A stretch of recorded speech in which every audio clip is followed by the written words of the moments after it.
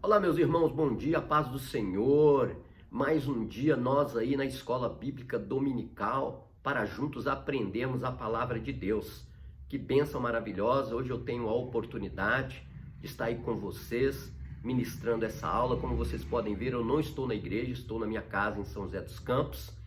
E tenho uma alegria muito grande de poder ministrar essa aula em Atos dos Apóstolos, capítulo 13. Dando a sequência aí no último estudo que o nosso evangelista Elias proporcionou a nós, e hoje nós vamos aí entrar no capítulo 13. Maravilha? Hoje eu não tenho auxiliar, nem o Cris e nem o Lucas estão aqui para me ajudar. Era bom que eles estivessem aqui, mas não estão. Mas nós vamos aí, em nome de Jesus, chegar no final dessa aula aí com uma satisfação muito grande em aprender um pouco mais. Amém? Vamos orar? Maravilhoso Deus, Pai, te louvamos, te agradecemos, Senhor, por mais um dia de vida, por estarmos aqui para poder aprender mais da Tua palavra. Meu Deus querido, Deus amado, que o Senhor venha me capacitar, Senhor, para que eu possa passar informações, orientações, ensinamentos que venham servir também, Senhor, para o crescimento na fé dos Teus filhos e também no comprometimento com a Tua igreja. Deus, em nome de Jesus, que o Senhor possa nos dar a luz do Teu Espírito Santo, Senhor, e que possamos sair daqui balizados, fortalecidos na fé, em nome de Jesus, amém, Senhor. Amém, irmãos? Usei uma palavra aí do pastor Amauri, que ele gosta de usar muito, né? Balizados. Legal. Paz do Senhor, pastor Amauri, um grande abraço. Então, irmãos, vamos aqui. Eu quero começar lendo Atos dos Apóstolos, capítulo 13, do verso 1 até o verso 3. Eu vou ler escalonado para a gente compreender e poder explanar de melhor maneira aqui. Amém? Diz a palavra de Deus aqui em capítulo 13, versículo 1. Na igreja de Antioquia havia profetas e mestres: Barnabé, Simeão chamado Níger, Lúcio de Cirene, Manaém, que fora criado com Herodes o tetrarca, e Saulo. Enquanto adoravam o Senhor e jejuavam, disse o Espírito Santo: separem-me Barnabé e Saulo para a obra que eu tenho chamado. Assim, depois de jejuar, orar, impuseram-lhe as mãos e os enviaram. Amém? Então está aqui o primeiro relato para nós explanarmos esse estudo aqui. E se eu fosse dar um título para esse capítulo, eu daria: A Igreja Começa a Ganhar o Mundo. Que maravilha! A igreja agora começa a ganhar o mundo. Devido à perseguição, ela vai sair de Jerusalém. Ela sai de Jerusalém, mas ela já sai. É muito interessante nós observarmos aqui nesse capítulo 13, os primeiros versículos aqui, esses 3 primeiros, que tem algumas observações muito importantes para a gente fazer aqui. Nós sabemos que a igreja ela foi dispersa devido à perseguição. Essa perseguição que a igreja sofreu não foi por causa dos romanos ainda, tá? Essa perseguição, ela é por causa dos próprios judeus que não aceitavam o crescimento e a pregação do evangelho ali em Jerusalém. Então a perseguição começa, Estevão vai ser ali martirizado, apedrejado, Saulo vai estar ali presenciando toda a cena. E com isso, os cristãos começam a se espalhar por todas as regiões e eles vão chegar até Antioquia. Antioquia da Síria, que é lá no norte de Israel. Exatamente, é naquela Síria mesmo ali, onde está hoje lá tudo destruído. Ali começou a primeira igreja cristã fora de Jerusalém. Olha que coisa que é. Quando nós olhamos a Bíblia, a igreja de Antioquia, a igreja de Éfeso, aquelas igrejas lá das cartas do Apocalipse, a maioria, aliás, todas elas já não existem mais. Porque hoje é o mundo muçulmano que domina todas essas regiões. E hoje nós vemos como está a situação principalmente da Síria, onde foi formada a primeira igreja gentílica, né? Aqui que nós podemos ver.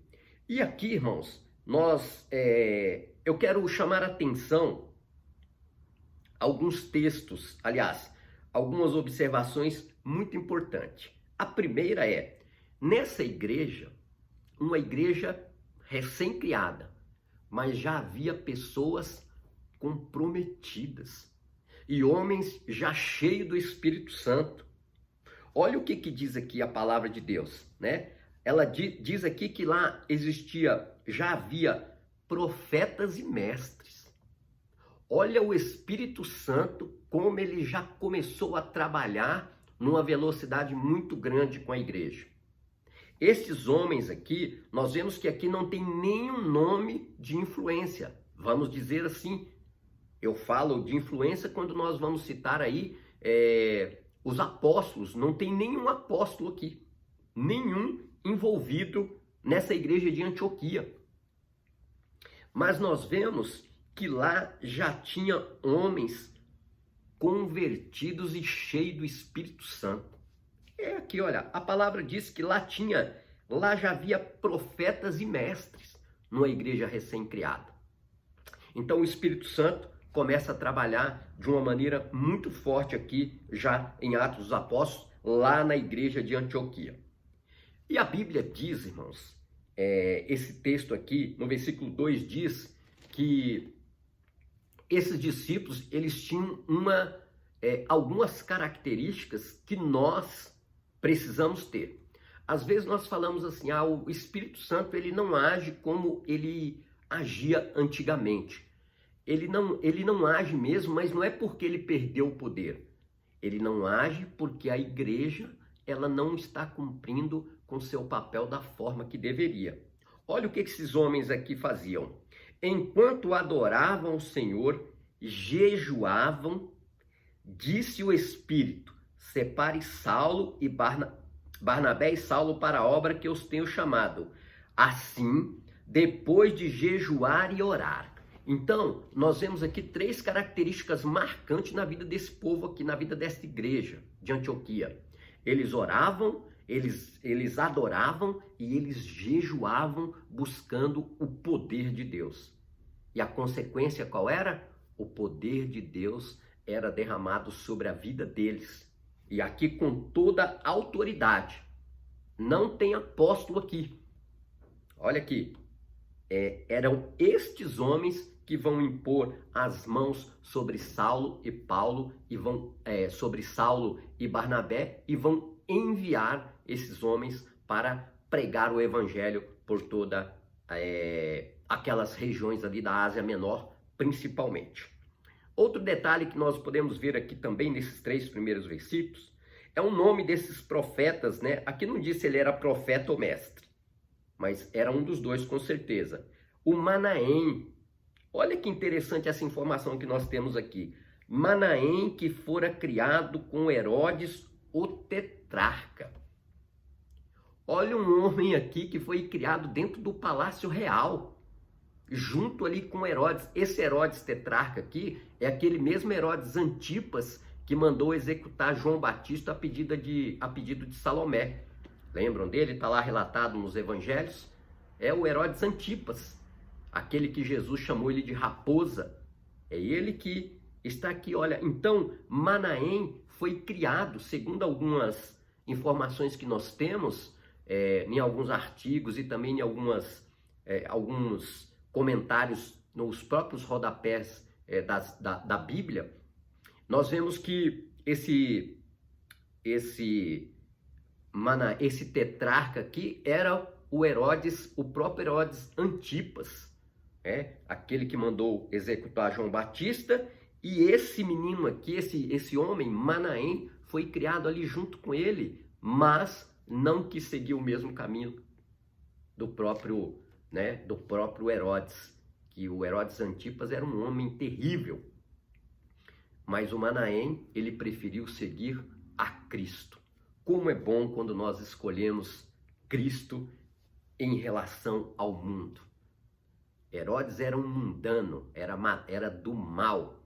Agora esse Manaém via toda a sua maldade e ele pegou e falou, olha, eu prefiro me converter ao Senhor Jesus. Eu não sei se você está com algum familiar assistindo aí esta aula, mas eu quero dizer, olha, se você tem um familiar Coloque ele para assistir e mostra para ele que é possível sim nós sermos criados numa família toda desestruturada, mas nós começarmos a seguir a Cristo e nos tornar um dos seus discípulos.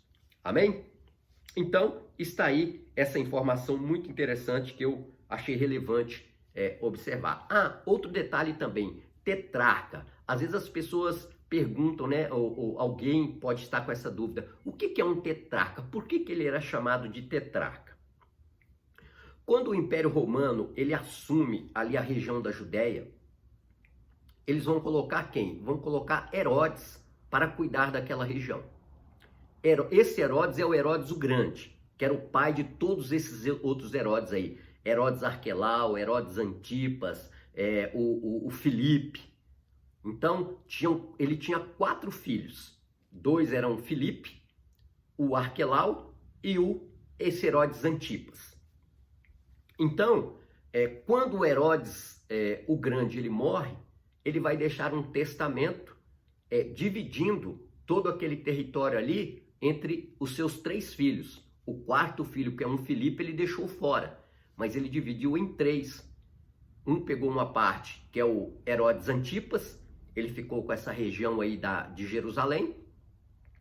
O Herodes, o Arquelau, e também o Herodes Filipe, que ficou com outras regiões ali da Galileia e de outras partes ali da Pérea. Então, o tetrarca é porque era um título que era dado para esses homens aí, tá certo? Então, espero que eu tenha esclarecido você nessa informação. Então, vamos lá. Esses homens, né? Eu quero falar mais um pouco aqui sobre esses homens. Eles formam esta igreja, e essa igreja, ela tem, como eu disse aqui, ela não tem uma influência de alguém do colégio apostólico. Ou seja, não tinha nenhum apóstolo lá. Mas era uma igreja já fortalecida, uma igreja, vamos dizer, uma igreja bem estabelecida, sabendo o que ela queria. Tanto que, como eu disse, né, lá em pouco tempo de criação já havia mestres e também já havia profetas. E as características marcantes desta igreja é que esta igreja, ela adorava, orava, jejuava e pedia direção do Espírito Santo. Essas características nós, a igreja odierna, a igreja de hoje, precisa pedir ao Senhor, e nós precisamos, na realidade, né, rever os nossos conceitos com relação à nossa vida, com relação à nossa fé, com relação ao nosso comprometimento com Cristo. Tem quanto tempo que agora nós não fazemos mais jejuns nas igrejas? Antes eram constantes jejuns. Eu lembro que tinha jejum uma vez por mês. Hoje nós convocamos as pessoas para jejuar, ninguém quer jejuar, ninguém quer orar.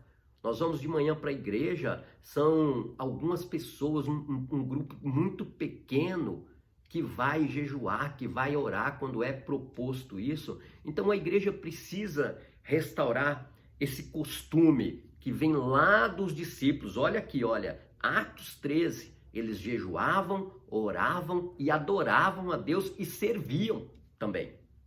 Então, isso é muito interessante. Essas virtudes, por isso que hoje dificilmente a gente vê o Espírito Santo agir de forma sobrenatural dentro da igreja. Por isso que hoje nós não vemos mais batismo com o Espírito Santo. Nós não conseguimos ver mais pessoas sendo revestidas do poder, profetas aparecendo com dom de profecia, com dom de revelação. Nós não temos mais hoje. Mas porque a igreja não ora. A igreja, ela não consagra, a igreja não pede o poder do Espírito Santo. Nós vivemos uma vida espiritual muito rasa. Essa é a verdade. Nós, a igreja de hoje, ela se contenta apenas com ir em um culto no dia de domingo e cumprir o seu compromisso ali, né, religioso. E praticar a sua religiosidade.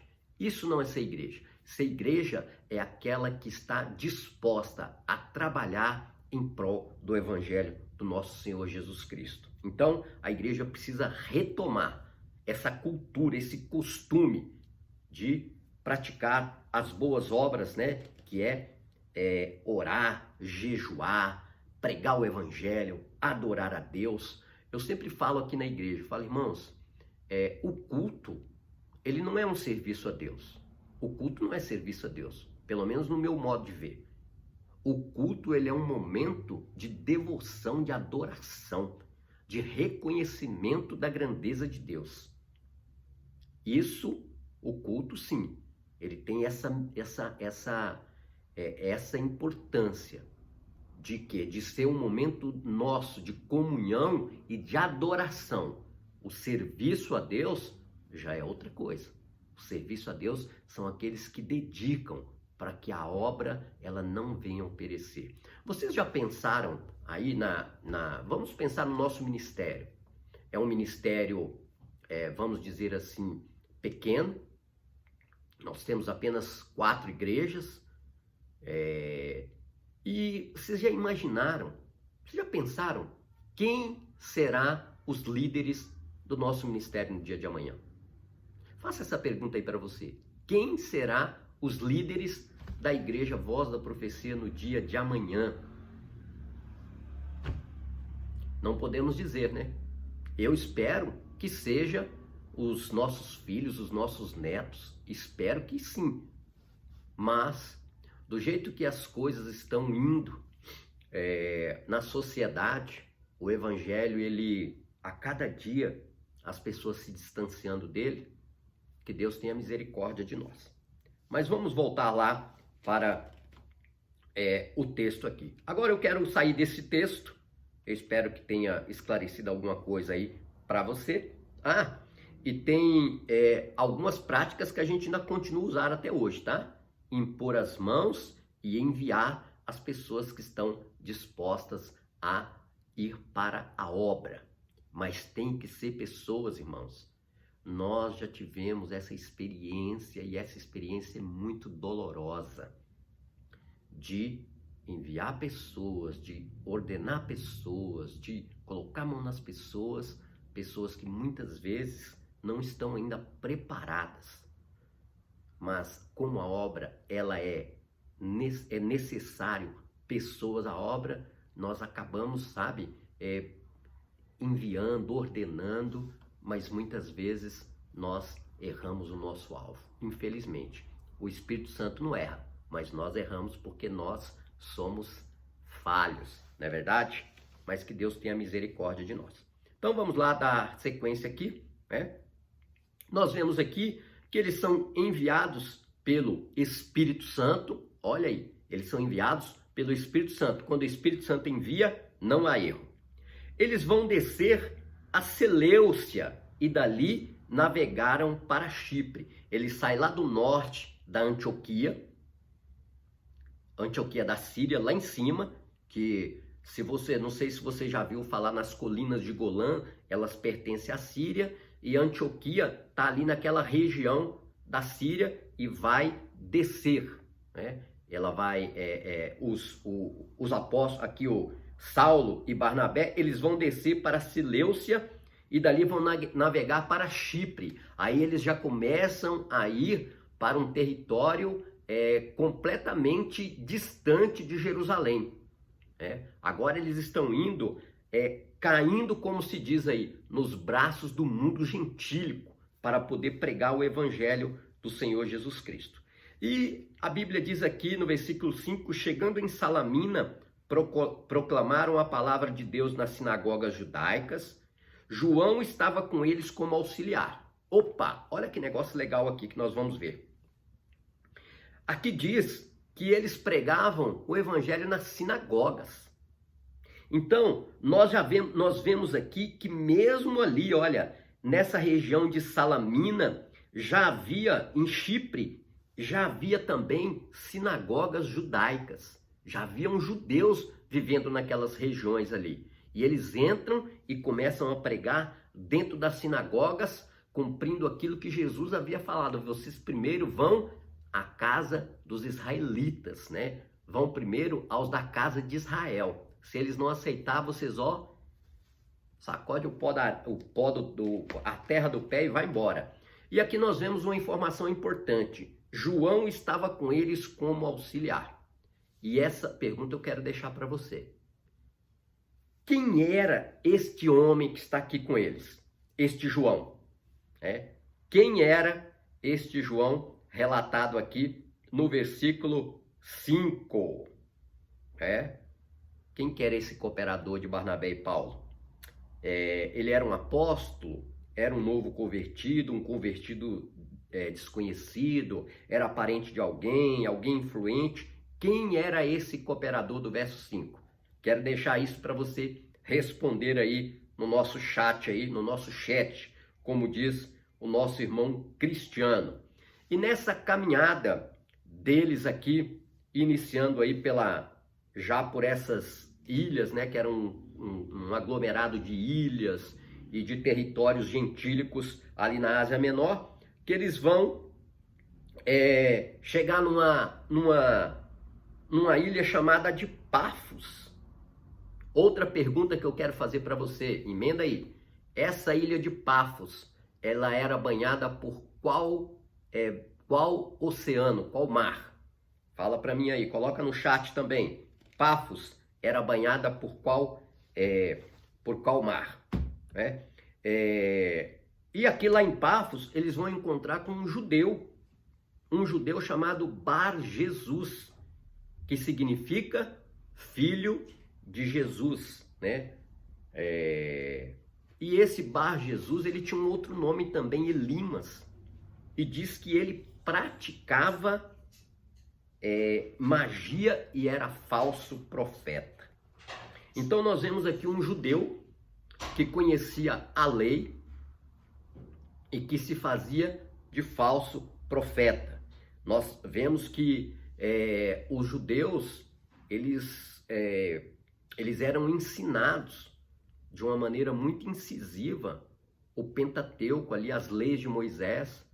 E lá na lei de Moisés, no livro de Deuteronômio, nós vemos ali a proibição de Deuteronômio, capítulo 18, do verso 10 e do verso 14. Eu quero até ler esse versículo, porque algumas pessoas, elas podem ter dúvida e falar assim, mas onde tem falando que não pode fazer magia, feitiçaria? Tá aqui, olha, a ordem de Deus. Eu quero ler aqui para a gente incrementar aqui, porque é um estudo bíblico, né?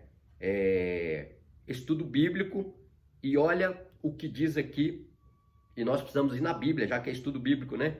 Olha o que diz aqui, advertência contra as práticas pagãs. Versículo 10.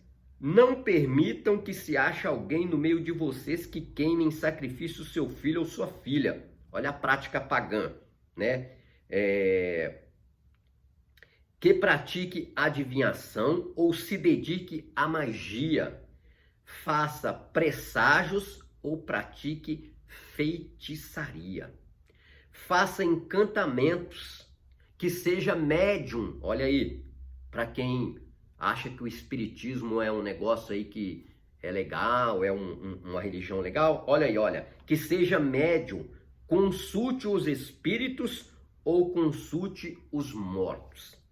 O Senhor tem repugnância para quem pratica essas coisas, e por causa dessas abominações, o Senhor, o seu Deus, vai expulsar aquelas nações da presença de vocês. Então, olha aí, está aqui relatado em Deuteronômio essa prática que o Elimas, ele tinha o costume de praticar. Magia, feitiçaria, presságios, algo que Deus, ele já havia proibido lá na lei de Moisés, e esse Elimas, ele conhecia, porque a Bíblia diz aqui, a Bíblia diz que ele era um judeu, e com certeza ele conhecia a palavra de Deus e praticava esses atos que não estavam de acordo com a vontade de Deus. Amém? Então, está aí, e o que vai acontecer? Quando Paulo e Barnabé, eles chegam nessa ilha,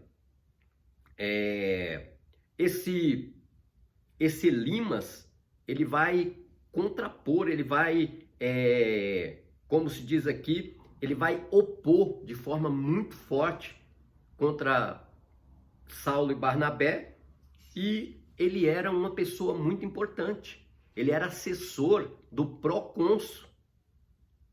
O que era o procônsul ali nesta época? Ele era um representante do imperador naquela região. Então, lá na ilha de Pafos, era um território que era dominado pelo Império Romano, e esse Elimas, ele é um conselheiro, ele é um assistente, né? Um assessor do procônsul ali da ilha de Pafos. Então, era uma pessoa de muita importância na sociedade. E olha a audácia e a ousadia do apóstolo Paulo, né? Diz o versículo 7. Ele era assessor do procônsul Sérgio Paulo. O procônsul, sendo um homem culto, mandou chamar Barnabé e Paulo porque queria ouvir a palavra de Deus. Então, o desejo do procônsul era ouvir a palavra de Deus. Mas Elimas, o mágico, esse é o significado do seu nome, opôs-se a eles e tentava desviar a fé do procônsul. Então está aqui o Elimas tentando de todas as formas, falando para o procônsul: olha, não ouça esses homens aí, esses homens estão falando, como se diz, conto da carochinha. Esses homens estão falando aí de palavras que foi escrita por homens. É o que a gente ouve até nos dias de hoje, não é verdade? Ah, isso aí foi escrita por homens. Então, ele vai ser aqui, de uma forma muito veemente, Saulo e Barnabé, eles vão ser aqui firmemente, deixa eu buscar aqui, pera aí um pouquinho, vão sofrer oposição muito grande desse Elimas, a ponto de Saulo, com toda a autoridade. Ele diz, cheio do Espírito Santo, versículo 9, diz: então Saulo, também chamado Paulo, cheio do Espírito Santo, olhou firmemente para Elimas e disse: filho do diabo, o inimigo de tudo que é justo, você está cheio de toda espécie de engano e maldade. Quando é que vai parar de perverter os retos caminhos do Senhor? Saiba agora que a mão do Senhor está contra você e você ficará cego e incapaz de ver a luz do sol durante algum tempo. Imediatamente vieram sobre ele névoa e escuridão, e ele, tateando, procurava quem guiasse pela mão. O procônsul, vendo o que havia acontecido, creu, profundamente impressionado com o ensino do Senhor. Então, a palavra do Senhor, ela é poder para converter quem quer que seja. Quem quer que seja. Eu quero fazer até uma comparação aqui com os nossos dias de hoje. Nós vemos muitos noticiários aí do nosso presidente, né? E ele sempre está com um senhor, né? Um senhor grande, forte, um senhor escuro, negro, né? E eu imagina você chegando para aquele homem que está ali sempre ao lado do nosso presidente, você virar para ele assim: ô filho do diabo. Foi mais ou menos isso que Paulo fez aqui. Era um assessor, era um auxiliar. Aquele homem ali é um auxiliar, não sei, é um guarda-costa, provavelmente é um guarda-costa, mas é de muita confiança, porque onde o nosso presidente está, esse homem está em a maioria das entrevistas, das aparições, ele está ali como guarda-costa do nosso presidente. É a mesma coisa. Você está pregando o evangelho para o presidente, para o líder, e o guarda-costa dele lá fala: você não ouça essa palavra aí não, que isso aí é conversa para boi dormir. E você vira para ele: ô filho do diabo, cala a boca aí, olha, agora você vai ficar cego. Será que nós temos essa autoridade? Que Deus possa nos dar esse poder aí, né, irmãos?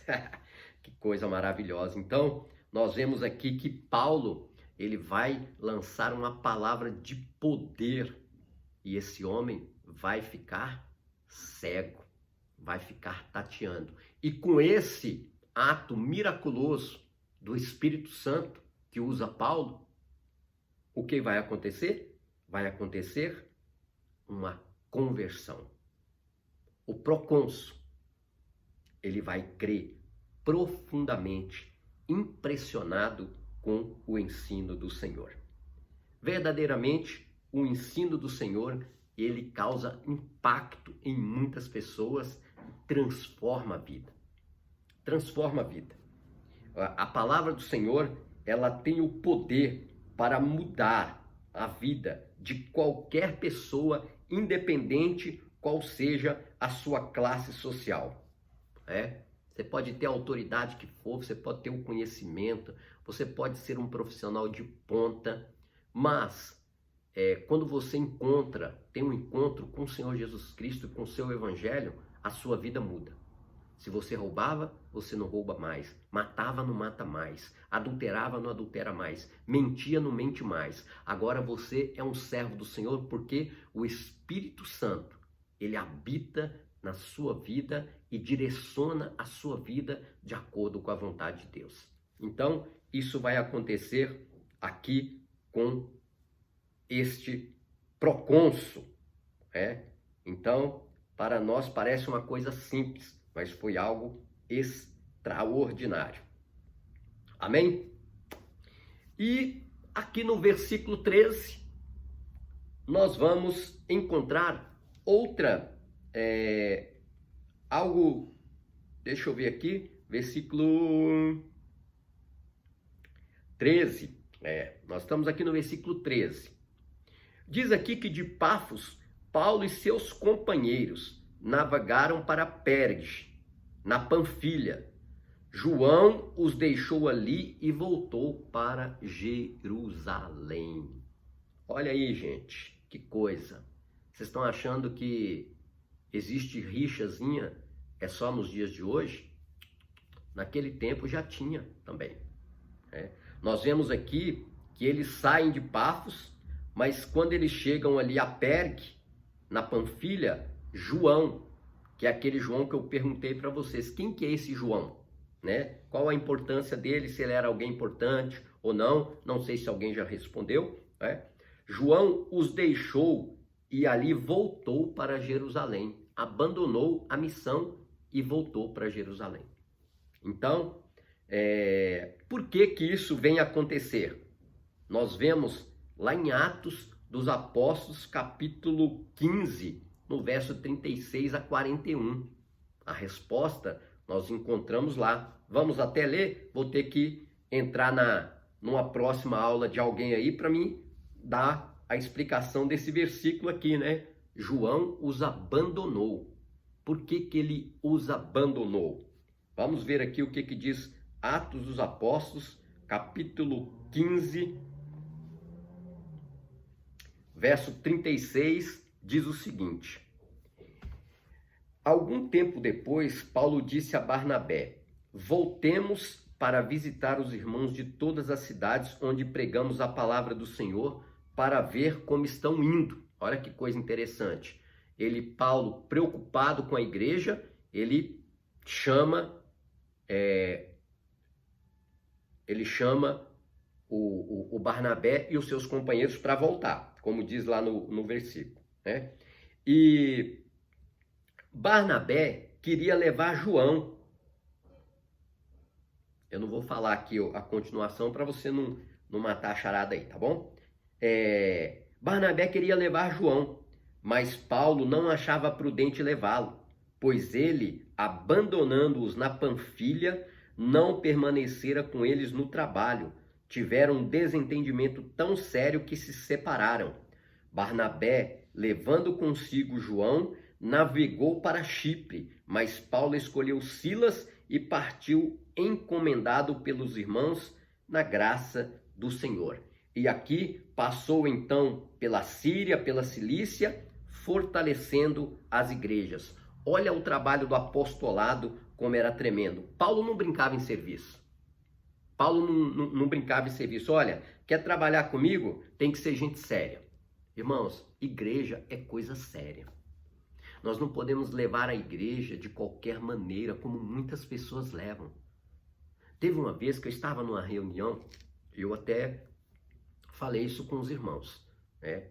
É uma ilustração muito interessante que, certa feita, um pastor estava lá, um líder, estava organizando e ensaiando um coral, e ele cobrando, né? O líder da música, cobrando e pedindo para poder melhorar, para poder fazer as coisas com mais zelo.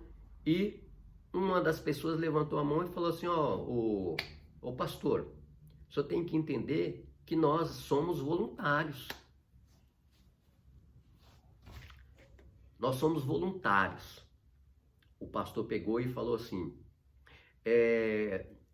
olha, eu quero pedir para que todos os voluntários saiam. Só ficam aqui os servos.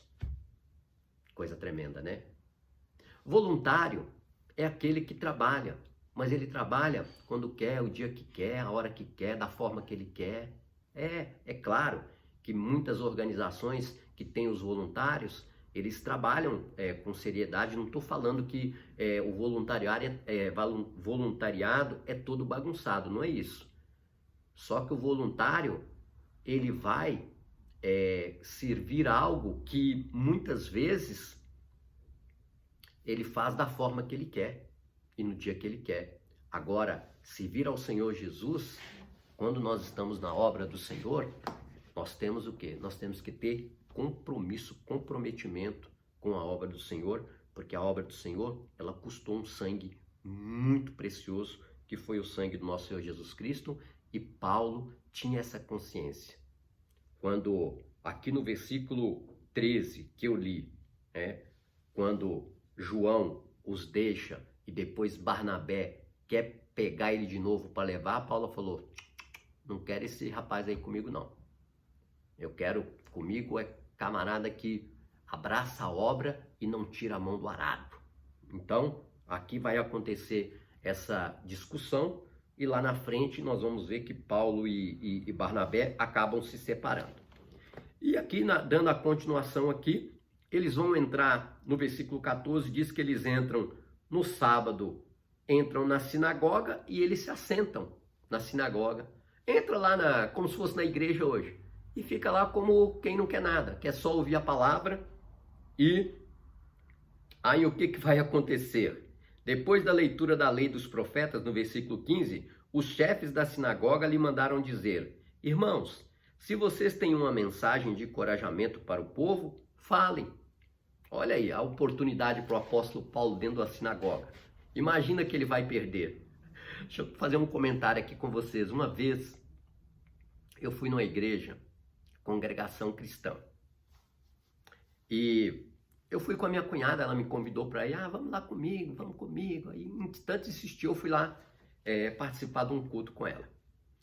Foi lá em Itatiba. Eu estava sentado lá no banco, quietinho, né? E, de repente, a pessoa que está lá dirigindo o culto, ele fala assim: olha, eu quero... quem é que está com a palavra hoje? Que lá eles têm essa cultura, né?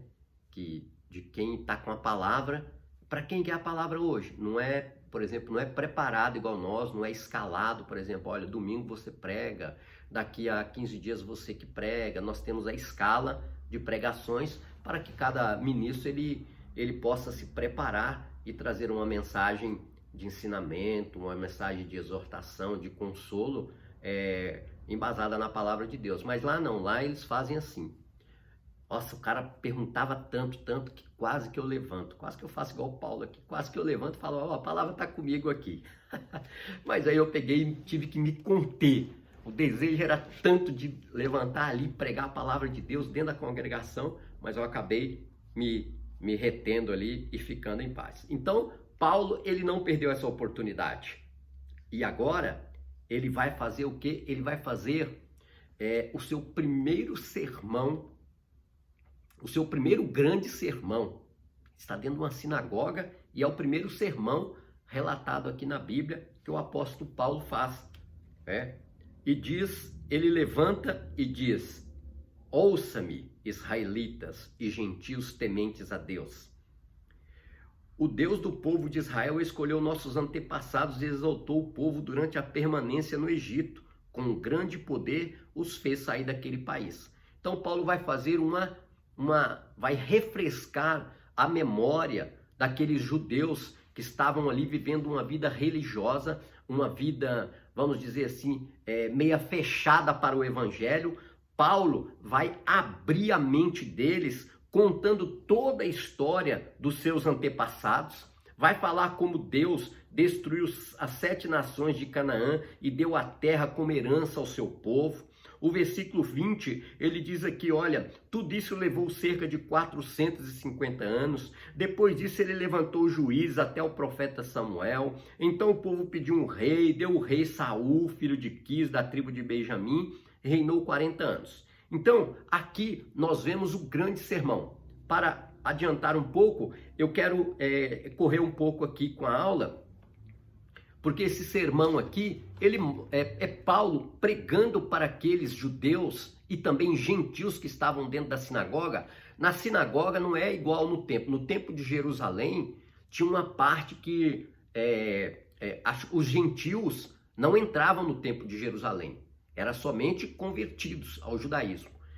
E o que acontece? Na sinagoga, eles entravam para ouvir a palavra. Porque se você pensa que não, os judeus, eles pregavam também a lei de Moisés e muitos se convertiam ao judaísmo. Os prosélitos são os gentios convertidos ao judaísmo. Eram pessoas que aceitavam a lei de Moisés, os seus rituais, e se convertiam ao judaísmo. Eles se convertiam à religião, não se tornavam judeus por nacionalidade, mas se tornavam judeus religiosos, tá certo? Então Paulo, ele lembra tudo aquilo que aconteceu nos seus antepassados, e ele agora no versículo 20, no versículo 26, ele vai falar aqui, olha, irmãos, filhos de Abraão, gentios tementes a Deus, a nós foi enviada esta mensagem de salvação, que era quem? A mensagem de salvação através de Jesus, né? Mas o povo de Jerusalém, seus governantes, não reconheceram Jesus, mas ao condená-lo, cumpriram as palavras dos profetas que são lidas todos os sábados. Vocês estão lendo todos os sábados aquilo que se cumpriu em Jesus e vocês ainda não compreenderam. Mesmo não achando motivo legal para uma sentença de morte, pediram a Pilatos que mandasse o executar. Tendo cumprido o que estava escrito a respeito dele, tiraram do madeiro e colocaram no sepulcro. Todo o relato aqui da história de Jesus que nós já conhecemos, né? Mas Deus o ressuscitou dos mortos e por muitos dias foi visto por muitos aqueles que tinham ido com ele a Galiléia para Jerusalém. Este agora são testemunhas são testemunhas de Jesus para o seu povo. Nós lhes anunciamos as boas novas que Deus prometeu aos nossos antepassados.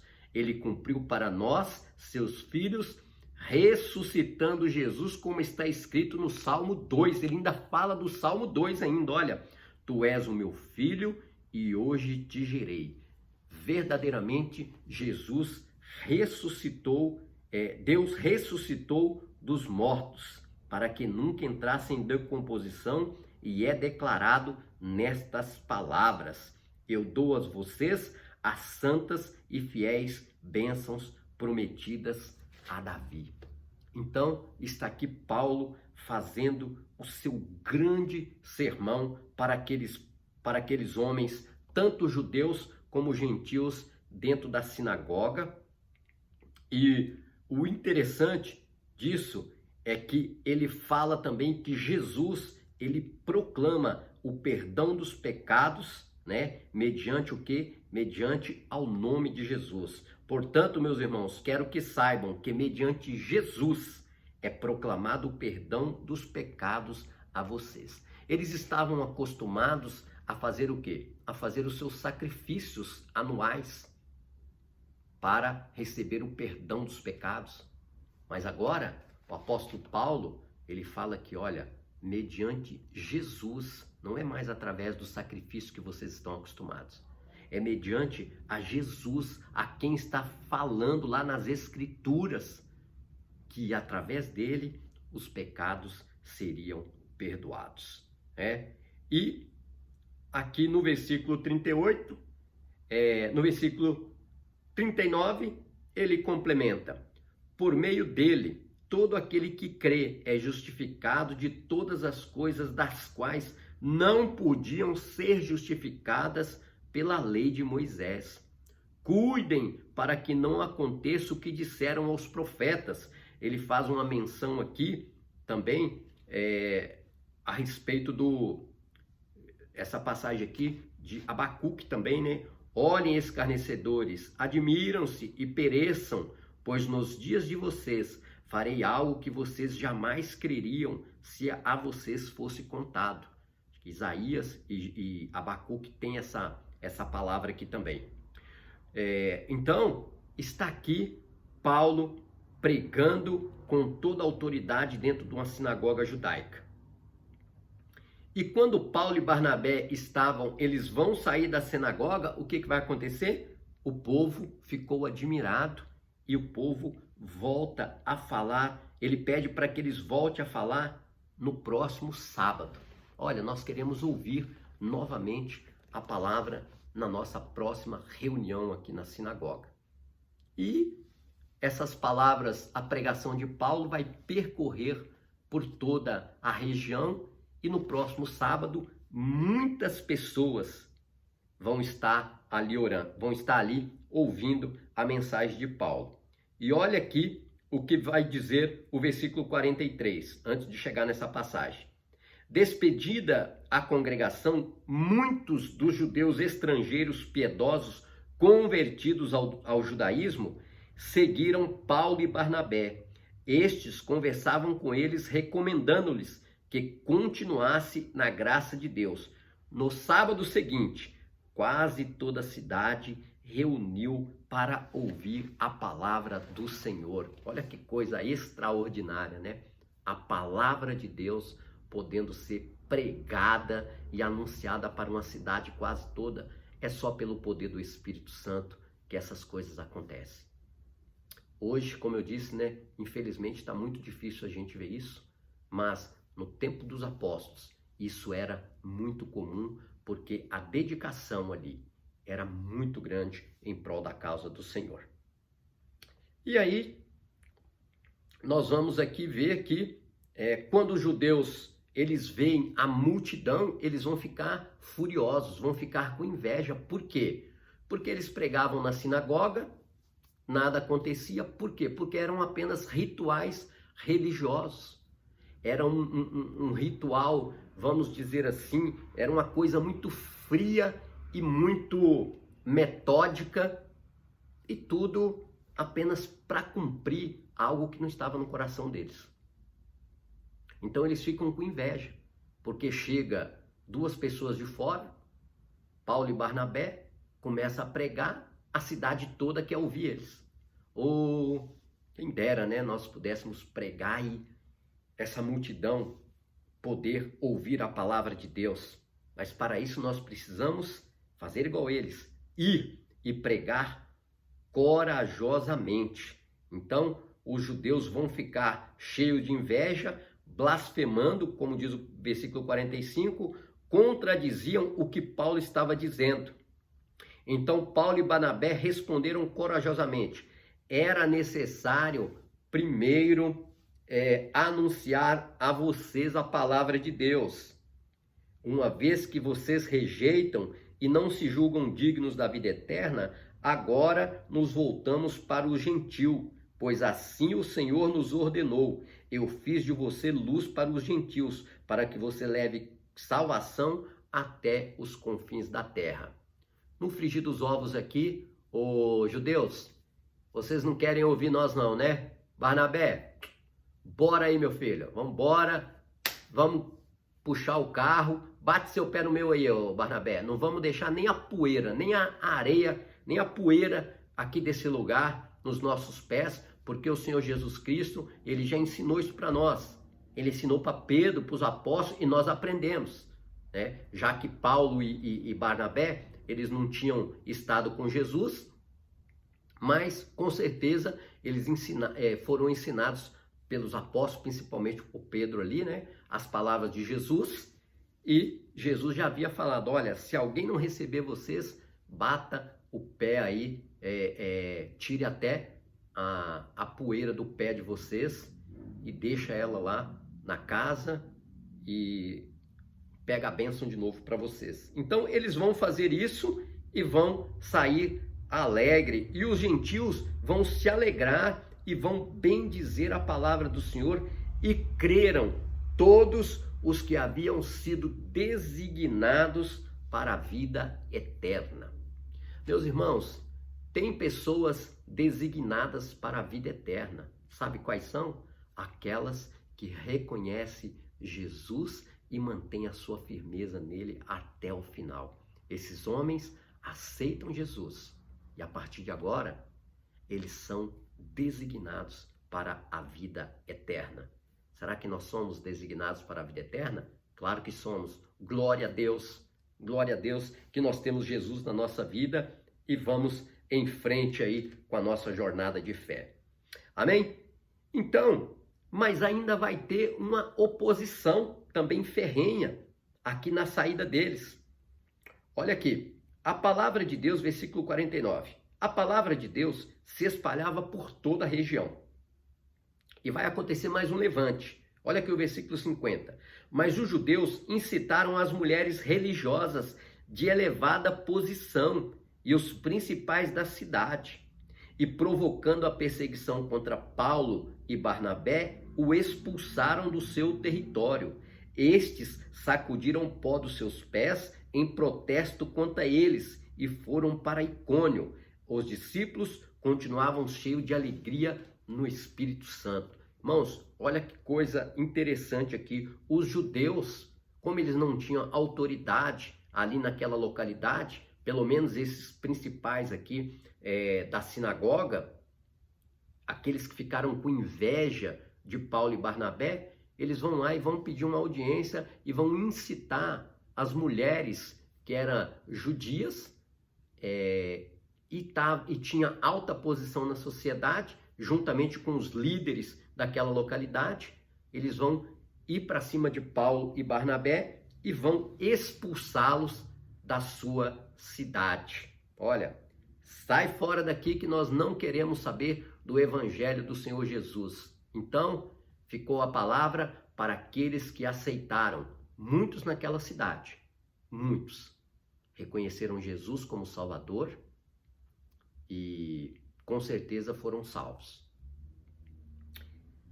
Mas o apóstolo Paulo e Barnabé agora, eles vão para outro caminho. Partem para Icônio para continuar com a sua primeira viagem missionária, que foi esta aqui. Essa foi a primeira viagem missionária do apóstolo Paulo, junto aí com seu amigo, irmão Barnabé. Mas lá na frente, como eu já falei lá em Atos capítulo 15, eles vão se separar, mas a obra vai continuar e a palavra de Deus vai chegar aos confins da terra e chegou a nós aqui nos dias de hoje. Então, esse livro é muito interessante. Eu espero que você tenha guardado alguma coisa. E só para complementar, eu quero deixar 5 perguntas aqui para você pesquisar, como se fosse uma lição de casa, tá bom? Eu queria que você aí citasse 3 ações do Espírito Santo neste capítulo. 3 ações do Espírito Santo. Quem fundou a igreja de Antioquia? Olha aí, ó. Essa pergunta é muito interessante, hein? Quem fundou a igreja de Antioquia? Foi Pedro? Foi Paulo? Foi Barnabé? Quem foi? Terceira pergunta. Ao sair para Salamina, levaram o apóstolo João. Ao sair para Salamina, levaram o apóstolo João? É uma pergunta, tá? Se não foi, quem era este auxiliar? Era o apóstolo João que foi com eles? Se não, quem era este auxiliar? Qual o nome dele? Qual mar banhava a ilha de Pafos? É outra pergunta. Qual era a função do procônsul naquela época? Outra pergunta muito importante também para você aí pesquisar. Quem eram estas mulheres que os judeus incitaram contra Paulo? Quem eram estas mulheres? Então, são aí 6 perguntas para você que quer pesquisar um pouquinho e colocar a Bíblia em ação. Está aí esta oportunidade. Maravilha? Então, é isso aí que nós temos o capítulo 13 de Atos dos Apóstolos. Muita coisa boa para a gente tirar aqui para colocar um princípio aí para a igreja. E assim nós vamos vivendo o Evangelho, ensinando, aprendendo e buscando a presença do Espírito Santo em nossas vidas. Amém? Deus abençoe. Até a próxima aula aí, que terá aí o evangelista Elias ou a Denise, provavelmente será a nossa irmã Denise ou a Patrícia, dando continuação aí com o livro de Atos dos Apóstolos. Deus abençoe sua vida. Que o Espírito Santo ele continue ministrando cada dia mais aí no seu coração. E ótimo domingo, ótima semana e um beijo no coração. Vamos orar para terminar? Maravilhoso Deus, te agradecemos, Senhor, por esta bênção de podermos estar aqui, mais uma vez aprendendo um pouco mais da Tua Palavra. Continua a nos orientar, continua a nos direcionar e colocar a Tua mão sobre a nossa vida, Pai. Eu te peço as Tuas bênçãos, em nome de Jesus. Amém e amém. Um abraço, meus irmãos.